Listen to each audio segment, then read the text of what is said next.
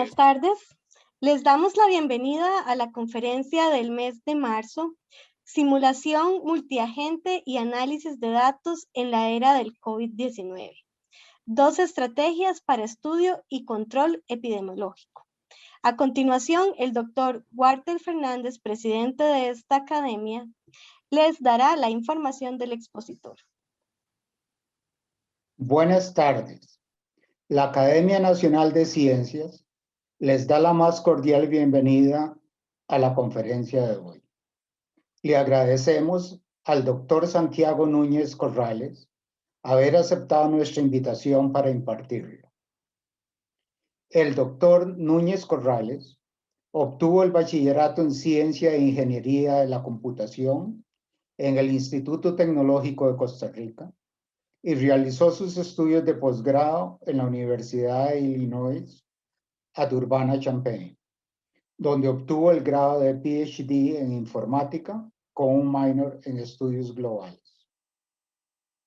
Su investigación se centra en sistemas estocásticos multiescalares complejos, esto es, sistemas con ruido irreductible que pueden ser descritos en escalas múltiples y que son termodinámicamente irreversibles, enfocándose en interacciones como la categoría más alta de acción, más que en las trayectorias dinámicas.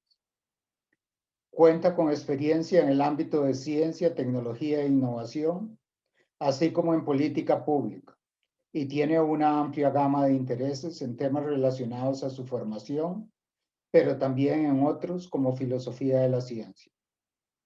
Actualmente trabaja en el National Center for Supercomputing Applications en la University of Illinois at Urbana-Champaign y anteriormente laboró en el Ministerio de Ciencia, Tecnología y Telecomunicaciones de Costa Rica, donde se desempeñó como director general de Tecnología Digital y también como director general de Investigación y Desarrollo Tecnológico.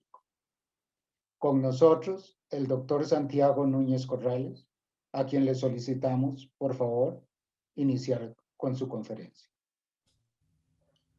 Muy buenas tardes y muchas gracias, don Walter, y a las personas miembros de la Academia Nacional de Ciencias. Para mí es un gusto y un honor estar con ustedes el día de hoy, y sin más preámbulo procederé a iniciar el tema que nos trae el día de hoy. La conferencia de hoy tiene 3 grandes temas. Uno de ellos es la dificultad de estimar las pandemias y estimar el comportamiento y determinar qué hacer. El segundo es un ejemplo de una investigación hecha acá en Estados Unidos con aplicación a política pública. Y la tercera también es una aplicación del COVID con política pública para Costa Rica.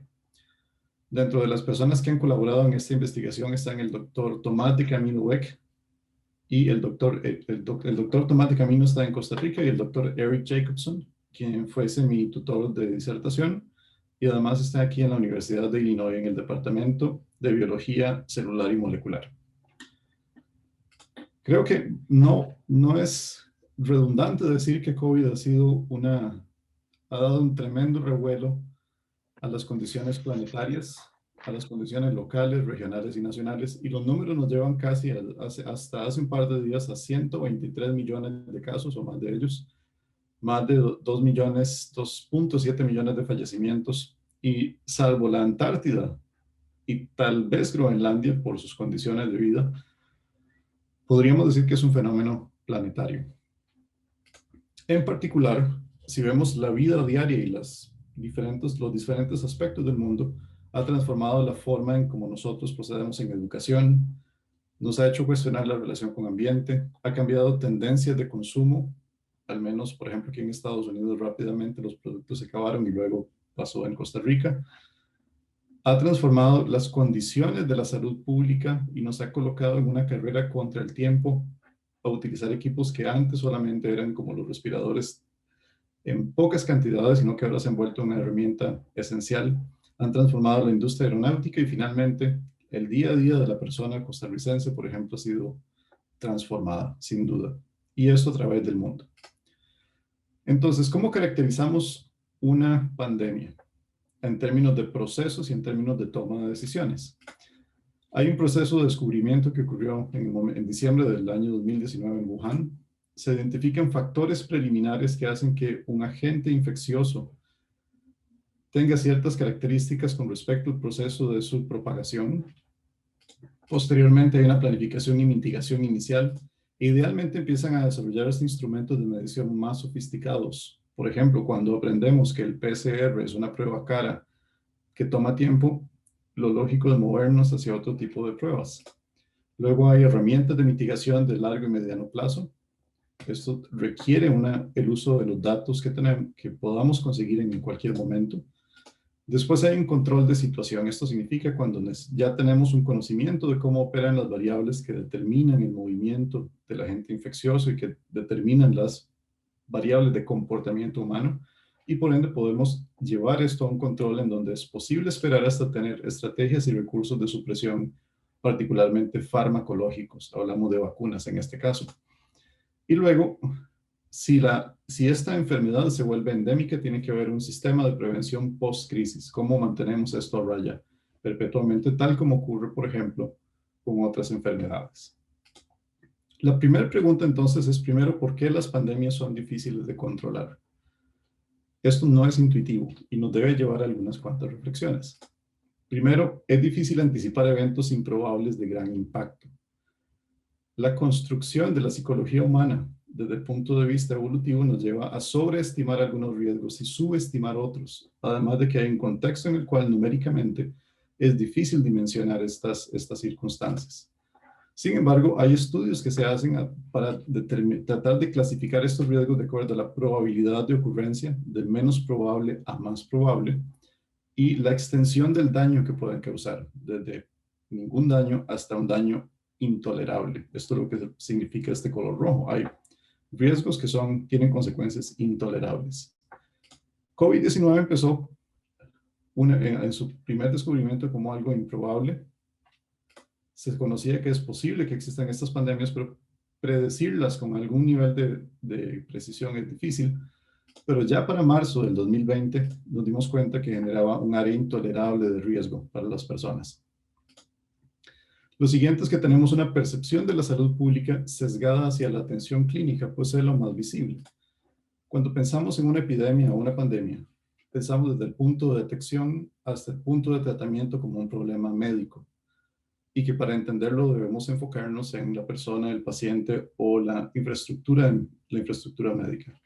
Este no necesariamente es el caso, porque la infraestructura médica es el punto inicial y es el punto intermedio. Sin embargo, hay otros sistemas y otras condiciones. Por ejemplo, las condiciones de alimentación de las personas, ejercicio, calidad de vida, que están determinadas por su geografía, por la información que consumen, por sus ingresos, por la calidad científica y tecnológica del desarrollo de donde viven, por sus accesos educativos, y esto está determinado por la dinámica global. En el mundo actual, la complejidad de las relaciones globales hacen que una pandemia sea realmente difícil de caracterizar y que sea difícil separar algunos de estos aspectos. Sin embargo, es posible separar algunos de estos para tratar de generar estrategias. Esto lo describe el doctor Tomás de Camino como un cuarteto entre un sistema de control, es decir, pensemos en términos de una máquina que trata de controlar las acciones de un sistema. En este caso, la sociedad debe ajustarse a una realidad una vez que el virus se introduce. Y, por ejemplo, hay distanciamiento social, diseño de acciones, hay aspectos de comunicación. Hay una cantidad de personas que se infectan y de esas, a través de las pruebas, a través de diagnósticos o muestreos, tenemos una cantidad de gente que se observa. Podemos observar algunas de esas infecciones para modelar. ¿Qué significa modelar? Significa construir una representación de la realidad que tiene la posibilidad de permitirnos o tratar de predecir cosas a futuro o explicarnos cosas que ya ocurrieron. Vamos a ver un ejemplo de ambas actividades. La segunda pregunta clave es por qué esta pandemia en particular es difícil de controlar. Hasta lo mejor de nuestro conocimiento actual, puesto que apenas estamos arañando la superficie en muchas de estas cosas, los efectos de un mundo que está cada vez más globalmente conectado pesan. Por ejemplo, el incremento en personas que hacen turismo a través del mundo se ha disparado en los últimos 60 a 70 años. cada vez más personas visiten más sitios diferentes por unidad de tiempo. Al hacer esto, es más probable que una persona que esté infectada pueda dejar un rastro viral a través de más lugares y lugares más dispersos. Cubre una mayor área. No solo eso, sino que además hay relaciones complejas, como lo hemos visto, pero tal vez este ya es un estudio que presenta una visión particular relacionada al cambio climático y economía, en donde nuestra relación con el medio ambiente, más la variable cambio climático, más, por ejemplo, los medios de transporte y la facilidad de transportarnos, tienen un impacto importante tanto en la propagación del virus como en los impactos económicos de ese virus. No solo eso, además hay otro factor compuesto que es, no solo tenemos una epidemia en el sentido clínico o en el sentido epidemiológico más tradicional, sino tenemos una infodemia. Es la primera vez que la información acerca de la pandemia puede viajar a la velocidad que es equivalente o inclusive más rápido que la pandemia misma. Eso hace que la respuesta de la sociedad sea más rápida y por lo tanto predecir sea más difícil, pues estamos alterando con las predicciones el comportamiento futuro de las personas. Eso ha generado, por ejemplo, que además se influya en los estados de creencia. Aquí en Estados Unidos, por ejemplo, las personas de ciertas afiliaciones políticas tienden a tener perspectivas diferentes acerca de si debo preocuparme o no acerca del COVID, si debo respetar distanciamiento social o medidas de confinamiento. Eso no solo se ve en este país, se ve a través de todos los países del mundo como también una parte de COVID es de política. Entonces, el primer mensaje de esta conferencia es que esta pandemia y las pandemias del futuro serán difíciles de controlar debido al aumento en la complejidad y la velocidad con que ocurren las interacciones humanas. Estamos en una época contraria, por ejemplo, a la gripe española de 1918, en donde predecir lo que ocurre es más difícil debido a que estamos simultáneamente tratando de predecir y estamos reaccionando a esas predicciones. Entonces, hay otro problema importante que se llama racionalidad computacional. En esencia, cuando tomamos una decisión, no la tomamos en abstracto, no tenemos un tiempo infinito para tomar esa decisión. En materia de política pública, por ejemplo, esa decisión tiene un tiempo de vida, especialmente en una emergencia de salud pública. Entonces, hay un principio que se llama el valor esperado del cómputo, o el valor esperado de cuánto del tiempo que toma una decisión. Y llega un momento en donde se necesita actuar con la mejor información posible. Esto fue el principio que guió los dos ejemplos que vamos a ver prontamente. ¿Cuál es el mensaje de este punto? Cómo analizar una pandemia depende de la disponibilidad y calidad de datos, así como de la urgencia del proceso de toma de decisiones. Son los dos factores clave. Nosotros trabajamos, o yo he trabajado dos alternativas.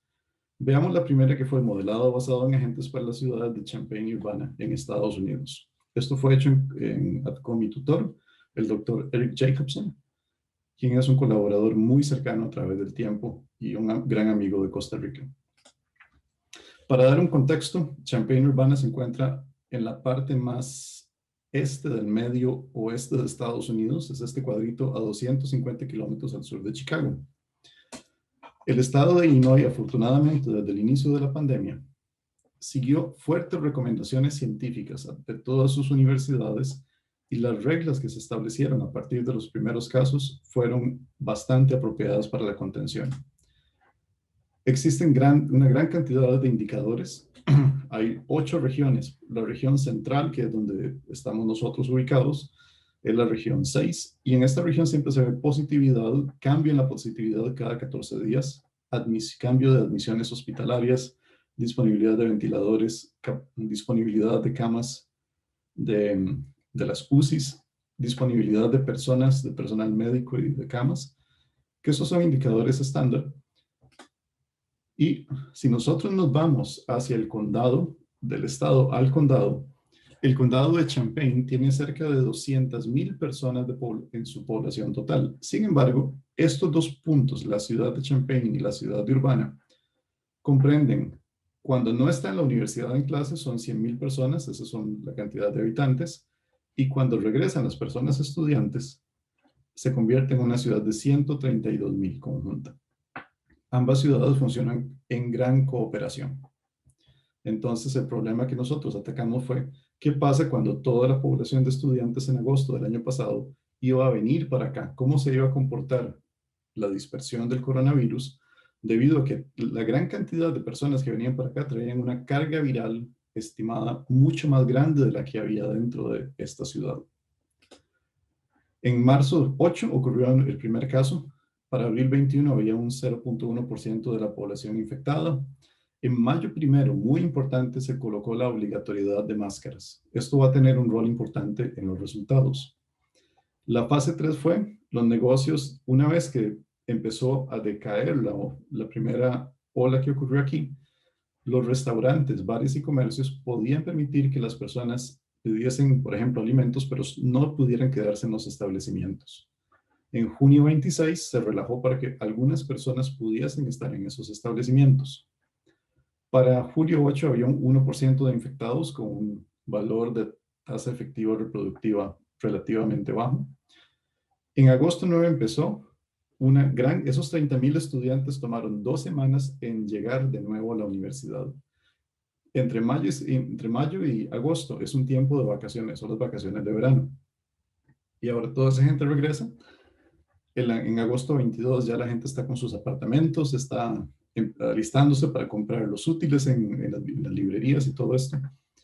Y el agosto 23 la universidad empezó un régimen de pruebas masivas. Para agosto 24 empiezan las clases y el agosto 29 hay una primera semana de pruebas.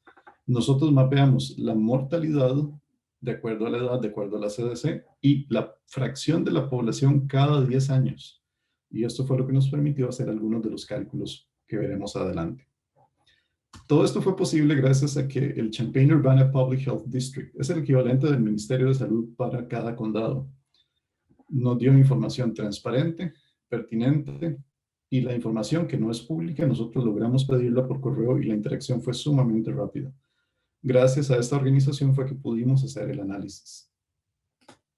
Entonces, la universidad, dándose cuenta de esto, empezó a crear un plan de contingencia. Quien vemos aquí es al doctor Nigel Goldenfeld, un mecánico estadístico y un físico de altísima trayectoria, y se formó un equipo ad hoc rápido en la universidad. Y el cálculo fue, necesitamos 2 cosas para evitar que el COVID sea un problema en esta universidad. Testear a todas las personas de la universidad 2 veces por semana como mínimo, para mantener los casos a raya y garantizar la salud y seguridad de todo el mundo. La segunda parte fue, necesitamos una aplicación de rastreo de contactos en el teléfono y la gente que no tenga acceso a esos dispositivos, se les facilitarán dispositivos. Entonces, la aplicación se ve así y, por ejemplo, si yo no he recibido la prueba COVID en más de 5 días, no se me permite entrar a los edificios, no se me permite hacer uso de ciertas facilidades. Cuando la prueba me da negativa y cuando 2 pruebas continuas me dan negativas, puedo entrar a la universidad. La enseñanza fue virtual y la enseñanza que no fue virtual siguió estas mismas políticas de acuerdo a los datos de las pruebas. Las pruebas COVID que se hacen aquí 2 veces por persona por semana son pruebas por saliva. Tienen un costo nominal de $4 y cuando se ve la aplicación total cuestan $10. Y se han generado, por ejemplo, cuando vemos los datos de pruebas, el día máximo, que es cuando más estudiantes empezaron a regresar a la universidad, se lograron hacer hasta 17,000 pruebas por día. Es un número importante para considerar que la población total de la universidad fue 50,000 y se ha logrado mantener una tasa de positividad por debajo del 1% desde hace aproximadamente unos 8 meses. Sin embargo, esto solo aplicaba a la universidad. Entonces, nuestro trabajo se enfocó en qué pasa al resto de la comunidad, qué pasa cuando tenemos pruebas solo para una población y no para otra. ¿Cuál es la mejor política para proteger a la ciudad del arribo de los demás estudiantes? Los esfuerzos de modelado que se hicieron aquí no fuimos solo nosotros o solo el grupo de la universidad.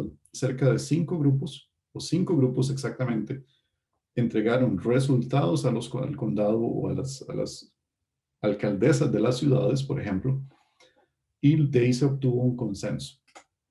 Entonces, nuestro trabajo se enfoca en las herramientas de mitigación de mediano plazo, dado que ya se habían desarrollado pruebas COVID, y el control de la situación. Entonces, estas dos etapas fueron nuestro objetivo, el target. Empezamos a decir, ¿cómo modelamos? Hemos hablado mucho de modelos susceptibles, infectados, recuperados. Por ejemplo, el doctor Tomás de Camino hizo una publicación alrededor de en agosto se publicó este modelo de medRxiv para describir el comportamiento de COVID en Costa Rica. Si nosotros tenemos más detalles y hay más información, podemos hacer modelos más sofisticados que tomen la probabilidad, es decir, que jueguen con el azar para tratar de entender, una vez que simulamos muchas versiones, por ejemplo, de Costa Rica, cómo se comporta una versión promedio de un país. Luego, modelos basados en agentes, que son muy poderosos porque nos permiten simular personas individuales, simular sus comportamientos y decisiones y ver cómo esto se traduce en un comportamiento de pandemia. El siguiente son, cuando ya uno tiene muchísimos datos, por ejemplo, tiene datos de redes celulares con los operadores, cuando tiene una gran cantidad de información individual distinguible, uno puede pensar para pequeñas ubicaciones geográficas usar modelos de redes. Sin embargo, parametrizar un modelo de redes es sumamente complejo. ¿Cómo decidimos? Bueno, dependiendo de qué datos había y de la especificidad de la hipótesis de trabajo. En nuestro caso era muy específica, pero no había tantos datos como para usar un modelo de redes porque era una población grande de 100 a 130,000 personas. También otro criterio era eficiencia computacional. Nuestro objetivo fue que si las alcaldesas requerían información en algún momento del día, en una hora fuésemos capaces de darles un input. Es decir, que fuera un modelo pertinente. Y el otro elemento fue que tuviese facilidad de calibración. ¿Qué significa calibrar en este contexto? Significa tomar el modelo, que es un pedacito de matemática convertido en un código para que una computadora lo entienda, reproducir el pasado lo más fielmente posible para que la probabilidad de predecir el futuro de manera correcta sea muy alta. Repito, es modelar el pasado, es decir, capturar el pasado con el modelo, de tal forma que se maximice la probabilidad de que el modelo prediga correctamente el futuro. Y que eso se verifique a través de diferentes métodos estadísticos. Nosotros elegimos agentes. El modelo es bastante sencillo, está publicado en medRxiv. Y hay una población susceptible, hay una probabilidad de que se vuelva expuesta, por ejemplo, que alguien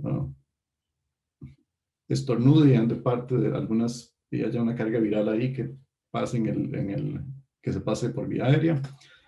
Las personas expuestas pueden volverse sintomáticas, es decir, pueden mostrar síntomas del COVID o pueden no mostrarlas, ser asintomáticas. Aquí, por ejemplo, nosotros teníamos información de que la población asintomática rondaba el 35%. Luego, algunas de estas personas sintomáticas podrían volverse severas, es decir, pueden tener hospitalización y lamentablemente algunas de estas personas fallecen.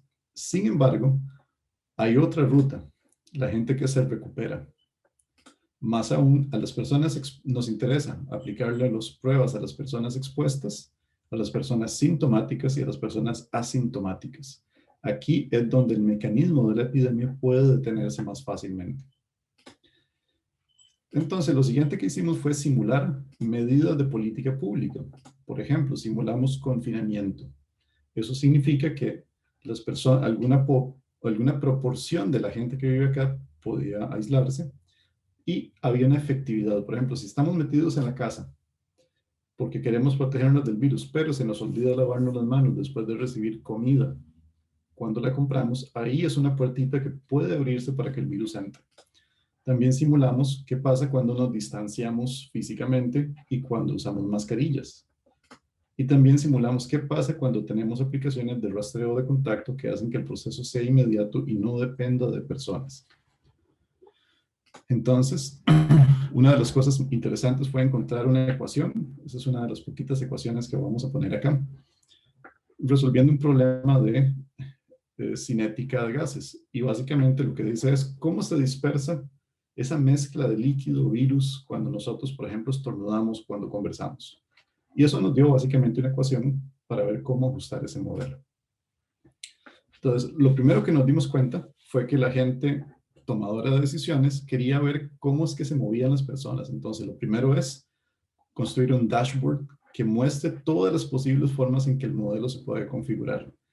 Eso nos ayuda a darle confianza a esas personas tomadoras de decisiones para que vieran que el modelo, a pesar de que esto no iba a capturar la realidad, para que vieran cómo funcionaba la mecánica interna de ese modelo. Luego nosotros hicimos las simulaciones más robustas. Lo primero fue hacer una calibración. Entonces logramos reproducir relativamente bien los datos. Una de las cosas interesantes de esa reproducción fue este bajonazo de 1.1 a 0.9.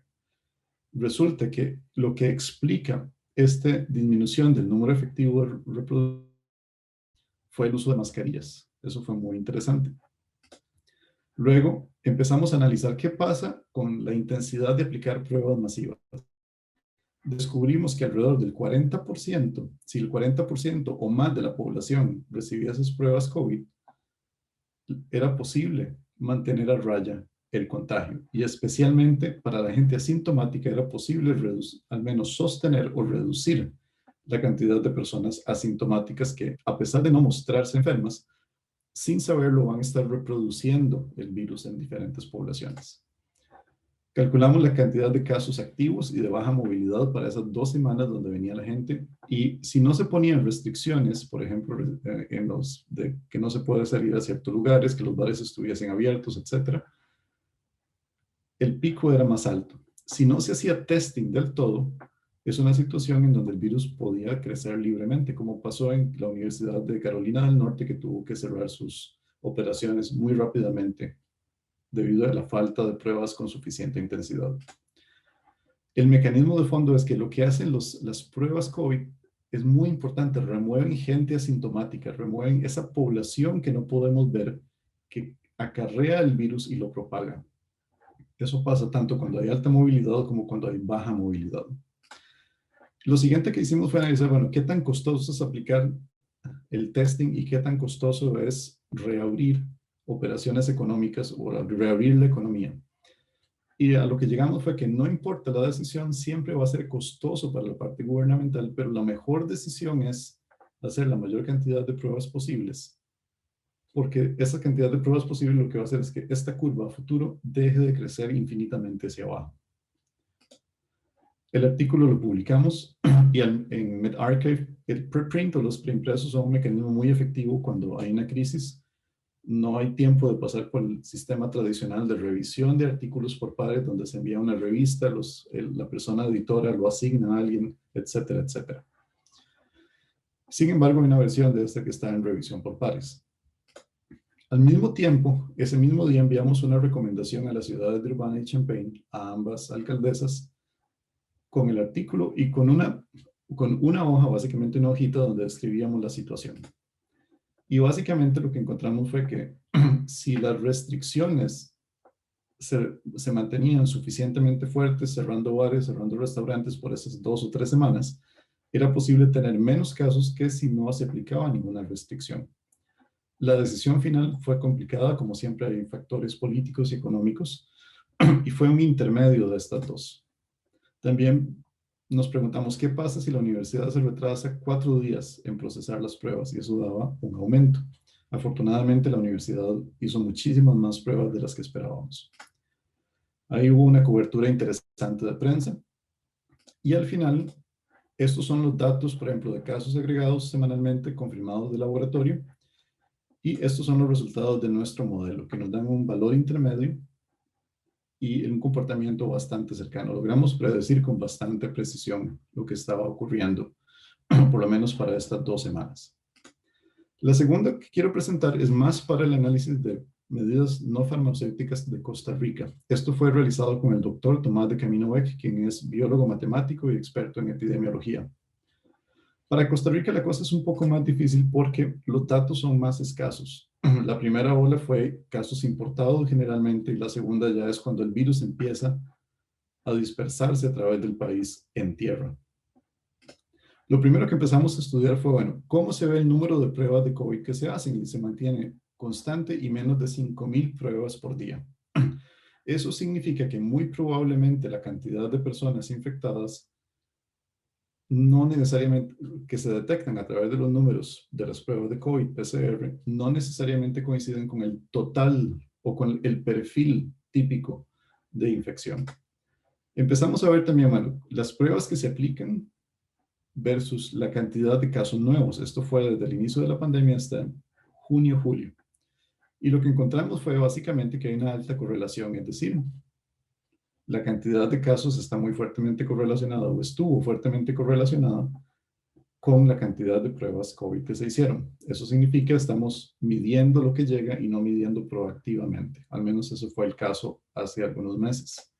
Esto continuó así hasta el año pasado, en donde nunca disminuyó la tasa de positividad de un 30%. Eso es altísimo. Eso nos dice que los datos de casos nuevos no son apropiados para simular el futuro o explicar el pasado, contrario a lo que nosotros vimos en Urbana-Champaign. Entonces, ¿cómo le hacemos? Bueno, primero, si las pruebas son dirigidas por síntomas, llega alguien, se sospecha con COVID y le hacen la prueba, la tasa de positividad tiende a ser más allá de un 10%. Hay una parte que es diagnóstico proactivo, en donde se expande esa red de pruebas y finalmente se puede hacer tamizaje masivo como se hizo acá. Si la tasa de positividad está en un 10% o más, hay un momento de crisis, de acuerdo a la Organización Mundial de la Salud. Hay un proceso de mitigación activo cuando estamos entre el 1% y el 10% y hay un momento de supresión. Costa Rica, por muy largo tiempo, no pasó a estar más allá de una etapa de crisis. Entonces, no se logró, por ejemplo, uno de los pasos más importantes que no se logró fue tener otro mecanismo más eficiente que pruebas PCR para aumentar la cantidad de pruebas, y eso llevó a que las herramientas de mitigación de mediano y largo plazo fuesen limitadas en cuanto a alternativas. Entonces, Tomás y yo dijimos, bueno, ¿será posible saltarnos estas dos cosas para tratar de ver a partir del pasado qué cosas en el futuro pueden servir? Nos dimos cuenta que los modelos tradicionales, como los infectados, recuperados y susceptibles, no necesariamente funcionan. Para eso necesitamos muchos datos como la cantidad de personas asintomáticas, y ese número no se conoce para Costa Rica. Por lo menos no es abiertamente accesible como debería serlo. Lo que decidimos fue hacer un análisis retrospectivo. ¿Eso qué significa? Usar los datos más robustos posibles para tratar de asociar efectos a las medidas de política pública específicas en el tiempo. A nosotros nos parece esto esencial, pues, por una parte, tenemos que entender si lo que se ha hecho funciona desde el punto de vista clínico. Por otra parte, tenemos también que entender si es la forma más sencilla de mantener la confianza de la población en las medidas de política pública, mostrar que funciona todo ese conjunto de restricciones que la gente tiene que vivir, si tienen sentido o no, al fin y al cabo. Vamos a ver qué número nos podría dar algo parecido que fuera confiable. Primero, el número de personas fallecidas. Es un número confiable, pero son números pequeños por día. A pesar de que es mucha gente la que ha fallecido, afortunadamente no es un número tan grande y ha empezado a decrecer. Esto tenemos que entenderlo. De esto podemos hablar en secciones de preguntas. El siguiente número que es parecido es hospitalizaciones. Nos dimos cuenta que al estudiar las personas hospitalizadas, estamos viendo el proceso de la epidemia con respecto a síntomas. Eso es muy confiable, puesto que el sistema hospitalario costarricense en registro de pacientes es muy confiable. Los casos nuevos que se reportaban día con día no son confiables, porque lo que nos reflejan es el retardo en el tiempo del proceso administrativo del aparato de salud. Eso no nos correlaciona con la epidemia. La razón fisiológica es que a partir del 7º día, después de que una persona que va a presentar síntomas se contagia, empiezan procesos de respuesta inflamatoria y una fase de hipercoagulación. Esas dos tienden a resultar en hospitalizaciones. Y ese número de 7 días, que al principio nos confundió, puesto que parece ser un número basado en un ciclo de actividad humana, este número fisiológicamente justificado nos da por lo menos en promedio, cuál es el retardo en el que deberían verse esos efectos. Entonces, de la población total de gente que se contagia o gente en el país, tenemos gente que está expuesta y gente que es susceptible cada día. 7 días después, alguna de esta gente expuesta va a tener síntomas que los llevan a necesitar hospitalización. Ese es el panorama gráficamente hablando. Analizamos también los datos de Google Mobility. Google, esta empresa internacional, ha acumulado un conjunto de datos que nos dicen cómo se mueve la gente. Por ejemplo, los fines de semana son estos picos ACK, donde la gente tiende a moverse menos. Esto estamos hablando de una reducción de movilidad en diferentes aspectos. Por ejemplo, este de aquí es lugares comerciales. Vemos que en los meses recientes se ha regularizado muchísimo más. Es decir, a pesar de las restricciones, la vida empieza a tratar de regresar a su estado más natural. Entonces dijimos, bueno, ¿cómo analizamos estos datos de hospitalización? Lo primero que encontramos fue, bueno, ¿qué pasa si calculamos la velocidad? Hay que imaginarse esto como un carro que va acelerando o desacelerando. ¿Qué significa esa aceleración? Bueno, la velocidad dice, en este punto hay más gente entrando al hospital que gente que sale recuperada. En un punto como este, hay más gente que sale recuperada que gente que entra a un hospital. Eso tiene un impacto, por ejemplo, en la planificación en salud pública y planificación de emergencias en salud pública para lograr la reserva de recursos apropiados. Este análisis no nos dice nada por sí mismo, simplemente es un número que nos dice si entran o salen más personas. Y uno puede empezar a calcular cosas con esto. Por ejemplo, a través de métodos estadísticos bastante rigurosos, esto se llama un análisis de ondeletas y luego un análisis de bootstrapping. Simplemente por ahora lo que hicimos fue simular múltiples realidades costarricenses que son plausibles con los datos y encontrar cuáles puntos en el tiempo corresponden con rupturas en la continuidad, es decir, con cambios drásticos en el sistema. Y resulta que los logramos encontrar junto con Tomás de Camino. Por ejemplo, este punto es muy importante, que es justo cuando se dio la orden del uso de mascarillas obligatorias en Costa Rica. Fue el decremento más importante. Otro punto fue cuando ocurrió el primer martillo alrededor del 10 de julio, en donde hubo un decremento, pero no fue suficiente para mantener el virus en un régimen negativo, quiere decir, donde solamente sale más gente del hospital que la que entra.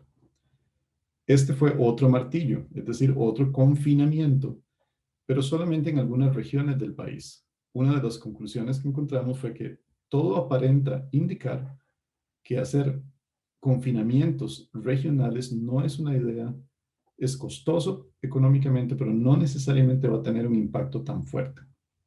Más recientemente, vamos a discutir esto al final, pero ¿cómo funciona conceptualmente ya la restricción de fin de semana para ir convergiendo con esto?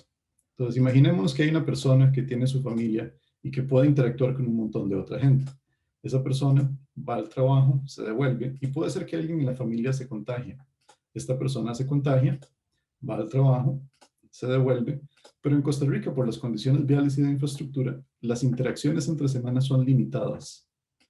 Sin embargo, veamos qué pasa con el fin de semana. Esta persona tal vez puede recuperarse y la gente del trabajo esperemos que se recupere.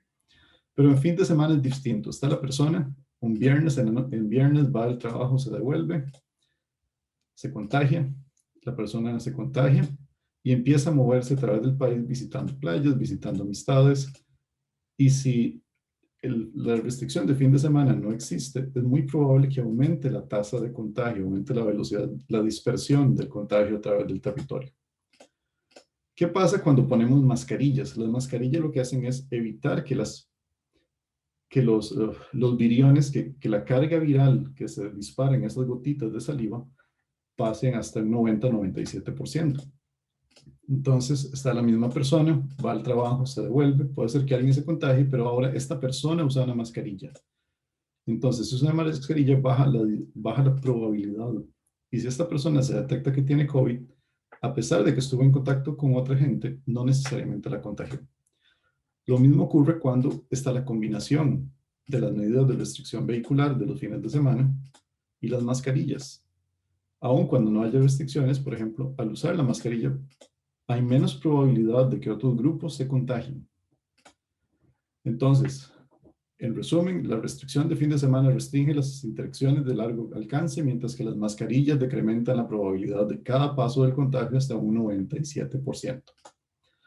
Más recientemente, parte de la preocupación que Tomás y yo tenemos es que el inicio de la actividad escolar parece haber sostenido velocidades negativas, es decir, el país parece haber hecho una buena reapertura en la parte educativa. Sin embargo, al remover las restricciones, otra vez el sistema está empezando a moverse hacia velocidades positivas. De nuevo, no podemos hacer una predicción formal porque este tipo de análisis no es predictivo. Sin embargo, basado en experiencia previa, esto significa que en algún momento existe la probabilidad suficientemente alta de que sea necesario reinstaurar restricciones si este comportamiento continúa.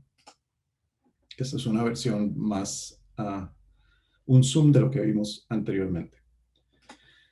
¿Cuáles son algunas observaciones finales que quisiera compartir? Lo primero que aprendimos que hemos aprendido, creo, de toda esta pandemia es que para disfrutar las ventajas de un mundo global es indispensable entender riesgos globales y mitigarlos individualmente, localmente, regionalmente, nacionalmente y transnacionalmente. Esto no es una cuestión solo individual, no es una cuestión solo médica o solo matemática, es un problema muy difícil que debemos integrar drásticamente. Después, atender una pandemia es un problema difícil de control de múltiples sistemas entrelazados. Esto es una carrera de muchos caballos donde están amarrados unos con otros. Hay un dilema de predecir contra analizar.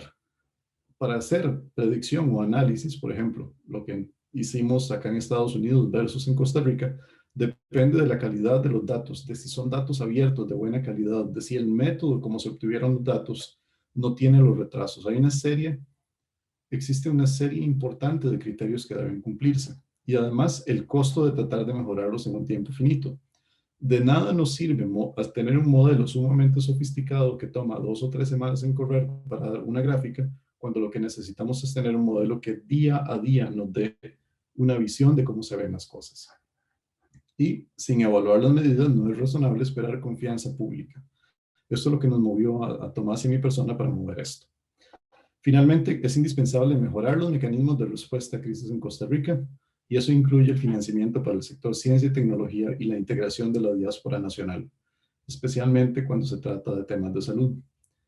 Con esto, nuevamente reitero mi agradecimiento al Dr. Walter Fernández, a la Academia Nacional de Ciencias, a Dayana Mora de la Academia y a todas las personas que hicieron posible mi presencia el día de hoy en este conversatorio.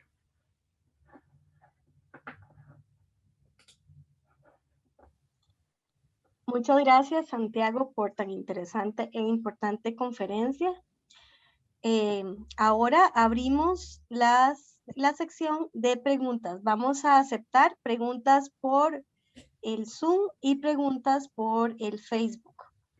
Tenemos una pregunta por Facebook Live de Keylor Rojas. Saludos a Santiago. ¿Cómo analizan la posibilidad actual de una tercera ola en Costa Rica?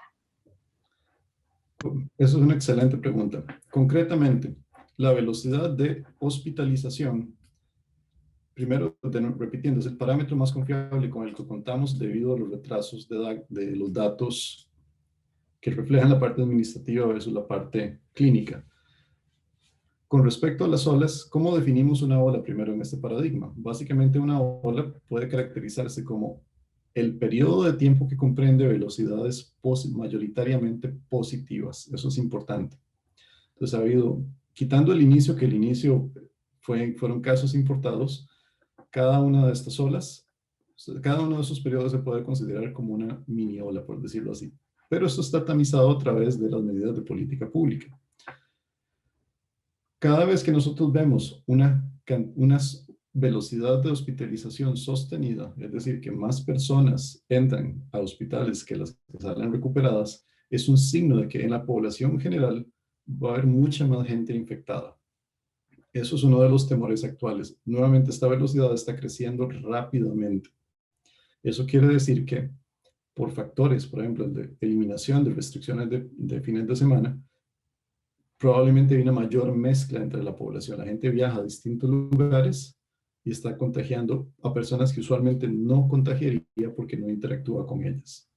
Si esta velocidad continúa durante las siguientes 2 semanas, posiblemente veríamos el inicio potencial de una tercera ola. Más allá de eso, no es difícil dar algún criterio adicional. Gracias. Tenemos otra consulta de Ignacio Trejo Celaya.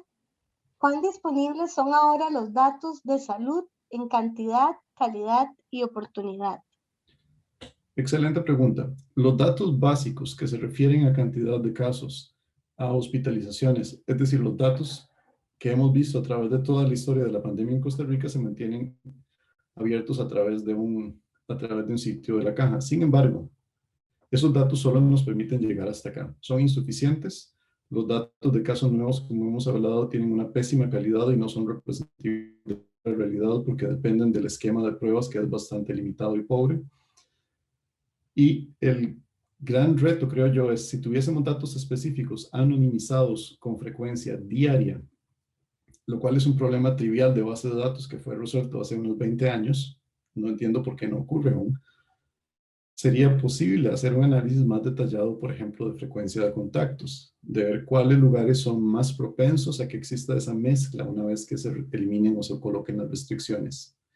En resumen, la respuesta a eso es, los datos básicos siguen ahí, sin embargo, son sumamente insuficientes.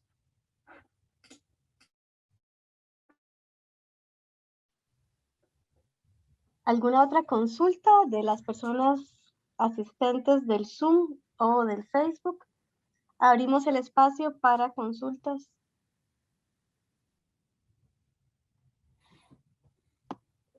Tal vez yo pueda hacer una. Santiago, una parte importantísima es la cantidad de pruebas o test o lo que fuera. Y en Costa Rica eso ha sido muy limitado. Yo veo que en Estados Unidos insisten en pruebas, hacer pruebas. Y aquí ha sido muy limitado.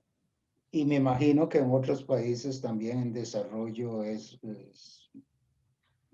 posiblemente sea peor que nosotros.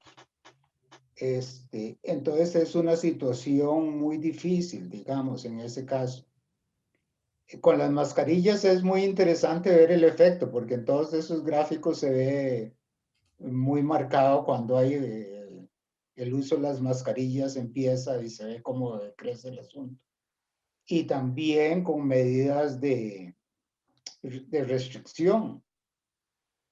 Ahora también viene la Semana Santa, la movilidad es enorme. Ese es un caso para estudiar en todos estos países, donde prácticamente todas las escuelas y todo el sector público está de vacaciones. O sea que el fin de semana se extiende por una semana. Eso va a tener un impacto enorme, diría yo. Se puede modelar, supongo, una situación como esa.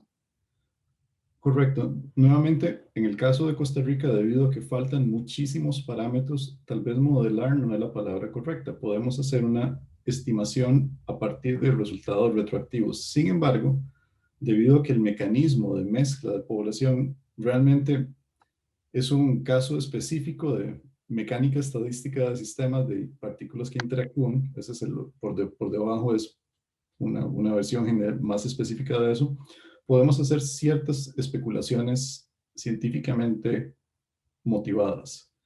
Una de ellas es que sí, efectivamente, si la mezcla ocurre con personas que pueden viajar más distancia y mayor cantidad de puntos por unidad de tiempo, definitivamente podríamos ver con alta certeza un aumento en la cantidad de casos y en la distribución y el patrón de distribución de casos. Referente al uso de pruebas, hay una analogía muy bonita que usó Neil deGrasse Tyson para otra cosa, que es, imaginemos que las pruebas son un vasito y vamos a la playa. Entonces, uno mete el vasito en el agua para estudiar qué tipo de vida hay ahí y dice, no, en el mar no existen las ballenas. Simplemente porque tenemos un instrumento incorrecto para hacer la medición, que es una medición estadística. El mar es mucho más grande de lo que obviamente un vaso puede contener. Eso es lo que está pasando en Costa Rica. Específicamente, una de las limitaciones de los métodos de PCR para confiabilidad y para velocidad tiene que ver con desde el termociclado, es decir, el proceso de colocar la muestra y hacer hacer que el ADN salga, por decirlo así, de la cápside viral, etcétera, hasta las personas que deben estar entrenadas correctamente y tener los recursos robóticos y los laboratorios correctos. Entonces, Tener un método que sea más directo, como los métodos basados en saliva, como los que hace el doctor Andrés Gatica, es ideal. De nuevo, aquí se procesan hasta 20,000 muestras diarias y es en un solo batch que cada batch te toma 65 minutos. Tenemos otra consulta del doctor Luis Rosero.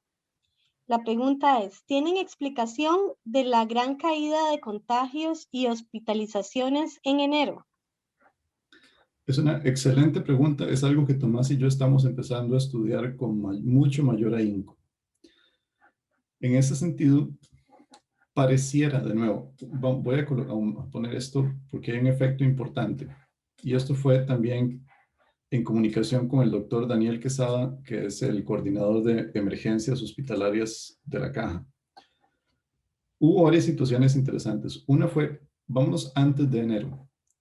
En la emergencia de ETA y la emergencia de IOTA, los casos que corresponden a que parecieran corresponder a este incremento de velocidad de hospitalización son aquellos de hospitales regionales.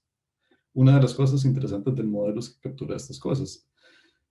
En términos de enero, por ejemplo, en el caso del 6 de enero en adelante, hay una restitución de la restricción de fines de semana. Esto pareciese explicar en conjunto con las medidas obligatorias de uso de mascarillas esa tendencia a la baja. Sin embargo, nos hace falta muchísima más investigación y más datos para poder corroborar esto. Es importante lo siguiente, las mascarillas o las restricciones en sí mismas no tienen tanto poder como la sinergia entre ambas, es decir, la acción combinada de las dos medidas.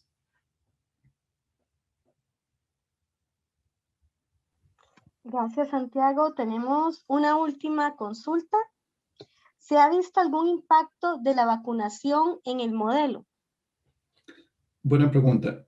Primero, es suficientemente temprano para que esta pregunta sea difícil de responder de manera contundente. Sin embargo, una de las cosas que pareciera ocurrir, o que por lo menos lo que esperaríamos ver y que ya se ve un poquito, es que a pesar de que aumente, estos son datos hasta el día de antier, que me los pasó Tomás, nosotros lo que vemos aquí es un incremento de hospitalizaciones. Sin embargo, la acción de la vacuna es tomar los grupos más vulnerables y reducir la mortalidad, reducir la severidad de la enfermedad. Ese es el efecto más importante.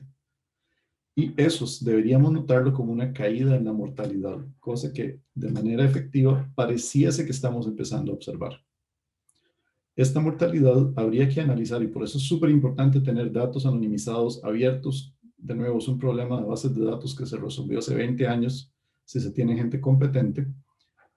Deberíamos ser capaces de ver que muy probablemente las edades de las personas que son severas y que no fallecen son edades altas y si estas personas han sido vacunadas es muy probable que correspondan con la población que se evitó que falleciese. Eso es lo que deberíamos esperar con el perfil de vacunación, que disminuya la fatalidad y que idealmente tienda a cero esa fatalidad.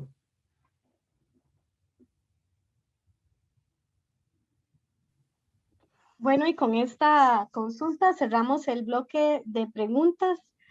Muchísimas gracias, Santiago, por su tiempo, por su exposición. Estuvo excelente. Queremos agradecerle especialmente a usted, pero también a todas las personas que nos acompañaron en esta tarde en nuestra conferencia mensual para el mes de marzo. Muchas gracias y que tengan una muy buena tarde.